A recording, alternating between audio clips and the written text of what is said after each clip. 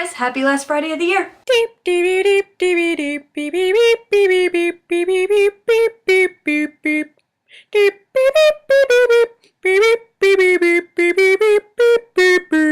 Geeks of the Week. So Steph, since you've shaved your eyebrows off for the sake of cosplay, I demand that next video and future videos you just draw super weird quizzical looking ones and then don't address them at all. Just let them be glorious all on their own. Pyro, I missed your face, welcome back. I'm glad you survived everything, and I can't wait to see what costume you're working on now. And that Wicked concept art looks awesome. I've wanted a film adaptation of Wicked forever. It's so good. I've wanted an animated one ever since I saw someone's storyboard concept for Defying Gravity on Vimeo a couple years ago. If you haven't seen it, I'll put the link below. It's excellent, and even just as a storyboard, it gives me emotions. Mario, join us in the Doctor Who feels. Join us! As for Paul Rudd as Ant-Man, I love Paul Rudd as an actor. He's fantastic. But I think I've only really seen him in comedy roles, so seeing him in I guess probably a slightly more serious hero type role will be interesting. He's an excellent actor, and as you said,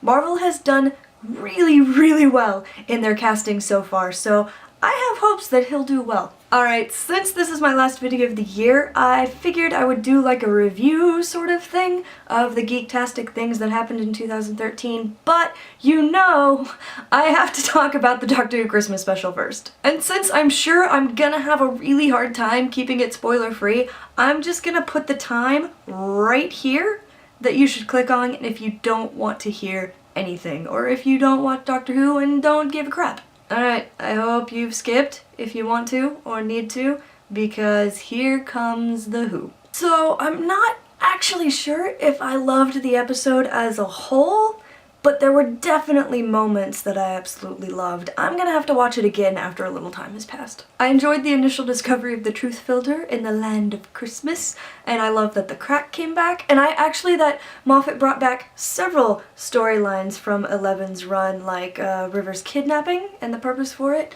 and what the Silents actually are. We finally learned what the Silents really are. What I didn't really like were the huge time jumps covered in narration. I've never been a fan of narration. I feel like it's kind of a cop-out way of storytelling in a visual medium. I don't really like movies with narration in general. I probably have mentioned this before somewhere, like with the Avatar movie, The Last Airbender. And with this episode, I kind of feel like the narrator was basically just saying stuff that the audience could have inferred from character dialogue and the montages, so it kind of took away some of the impact of the episode for me. But acting-wise, Matt did excellent, Jenna did excellent, and once again, the Impossible Girl technically saved the Doctor. So that prophecy, I guess, continues to be fulfilled.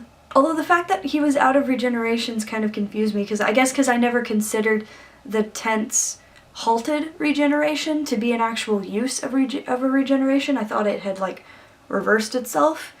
So that was weird, but whatever. The explosive regeneration in this one was kind of awesome. But since I've never been terribly attached to Matt Smith, I've enjoyed him, but I've been ready for a new Doctor for a little bit. I didn't think I was going to cry during his finale, I really didn't. But there was one moment, I was fine until the one moment that I didn't expect, and that was Amy showing up. First little Amy, and then Karen walking in with her Raggedy Man, and I broke right there. For some reason, her unexpectedly showing up and saying those words just punched me in the stomach. And even though there were only a few moments, I love Peter Capaldi's beginning, and based on the last thing he said, I am definitely looking forward to the beginning of next season. Alright, done with Doctor Who feels, now on to the Geek Year in Review. As for my personal moments, I met Stan Lee while wearing an Iron Man dress, met Sylvester McCoy, fulfilling both my Doctor Who and Hobbit love in one go, met Camden Toy, who was a gentleman, and several other demons in Buffy, got to meet Eric Fox from Face Off while filming Hilly Was Warm Bodies parody, and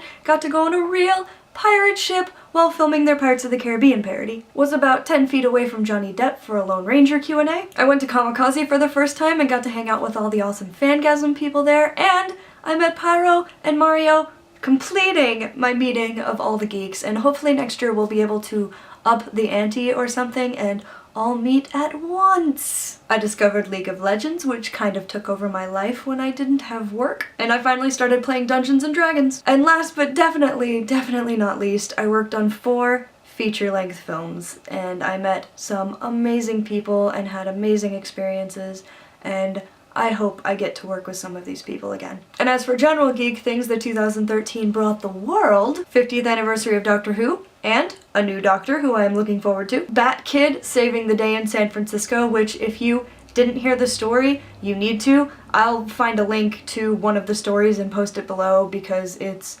adorable. Some Harvard scientists have basically discovered the beginnings of actual lightsabers. And even though it's not technically until next year, I'm gonna count season 3 of Sherlock because they had like a mini episode. Yeah. Geek movies that I saw and loved: Warm Bodies, Iron Man 3, Star Trek Into Darkness, Thor the Dark World, Catching Fire, Hobbit, Desolation of Smaug, and I feel like I'm forgetting one. Hold on. Joss Whedon's Much Ado About Nothing. A few that were kind of meh for me were Great Gatsby, Mortal Instruments, City of Bones, and A Man of Steel. And a few that I wanted to see but wasn't able to: World War Z, The Wolverine, Kick-Ass 2, and The World's End. So did any of you guys have an awesome geek moment this year? Or can you pick a favorite movie? Because I honestly don't think I can. But anyway, I hope this year brought you some good, even if there was some bad. I hope everyone has an awesome weekend, stay geeky, and I guess I'll see you next year. Oh, and for anyone who follows me on Instagram, you'll know I got my Hogwarts letter finally, so 2014 is gonna be a good year.